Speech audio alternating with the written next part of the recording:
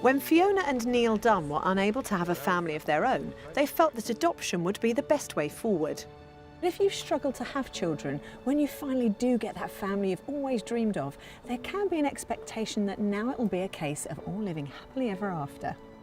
But as an adoptive parent myself, I know that sometimes there's a huge disparity between those expectations and the tough reality. And getting through the adoption assessment and training is the first hurdle. The process is intrusive. I mean, it goes into everything of your life. You feel like you're under that scrutiny all the way through. Is it the right thing to do? I think it is. What these children need is that everybody does their absolute best so that they're placed with the right people at the end of the day. 9 months after starting the adoption process, Neil and Fiona were approved to adopt a sibling group. They had so much to give, so much capacity, so much energy, that it was right for them to have more than one child. They agreed to take on 3 children aged between 4 and 6.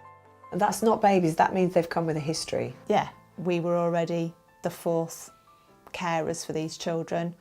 And you've got individuals who have their own likes and dislikes. So you've got this whole heap of information now that you need to start to really acquire and embed. It's like getting on a roller coaster, the scariest roller coaster in the world.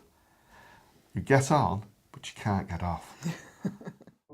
Once it was all agreed, the children moved in very quickly.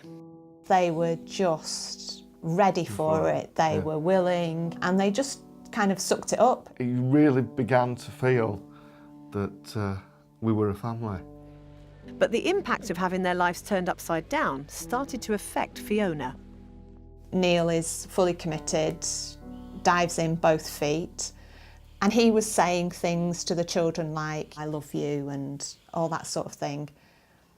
And I couldn't quite bring myself to use the word, and that made me feel really bad, really bad.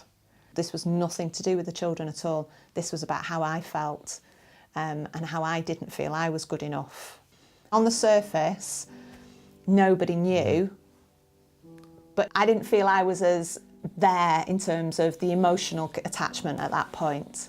I'm putting myself under pressure then, and that's kind of how it started. A couple of months after the children moved in, things reached crisis point for Fiona. One morning, I'm stood in the shower crying, thinking, I don't want to do this. I really don't want to do this. Fiona was suffering from post-adoption depression, which is described as being very similar to postnatal depression. For me, it was hard to understand what was happening because the super strong, self-assured person that Fiona is wasn't being evident. Was there something I missed that I should have done? I just put my head down, got on with making sure the kids were okay.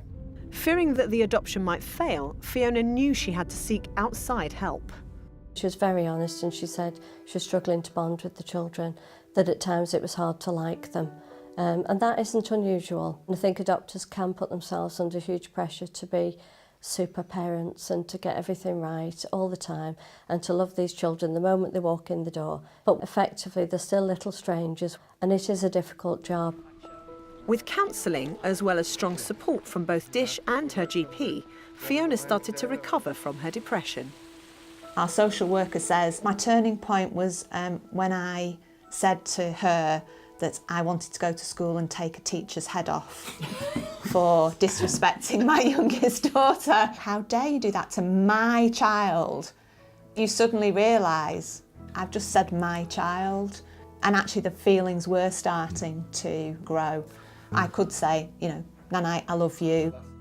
Our beautiful 3 children, they are the best thing. Can't imagine life without them. Yeah, it's one of the most challenging but most rewarding things that you can do in life. Just knowing you're doing something that makes a difference.